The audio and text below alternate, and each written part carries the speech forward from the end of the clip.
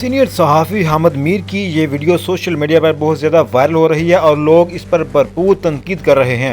जंग ग्रुप के वर्कर्स तनख्वाहों की अदम अदायगी की वजह से रमज़ान के महीने में डी चौक में एहतजाजी कैंप हामिद मीर को नज़र नहीं आता है। एहतजाजी मुजाहरीन ने बैठने की दरख्वास्त की, अपने साथ बैठने की दरख्वास्त की तो कहा कि आप कभी मेरे साथ बैठे हैं। मौसूफ से कोई बात ना बनी तो भाग निकले वीडियो देखें।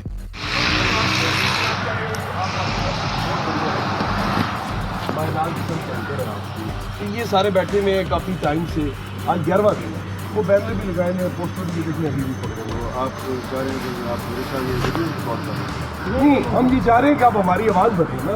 आप भी तो मेरी आवाज़ बने ना, जो मसला आपका वो मेरा भी। तो फिर आप घर से बैठे ना, घर से बैठे। जब मेरे साथ मसला होता है मेरे साथ बैठते थे। हम आपके लिए हम आपके लिए इhtजाज करते हैं। हम तो मीर शकील के लिए भी इhtजाज करते हैं।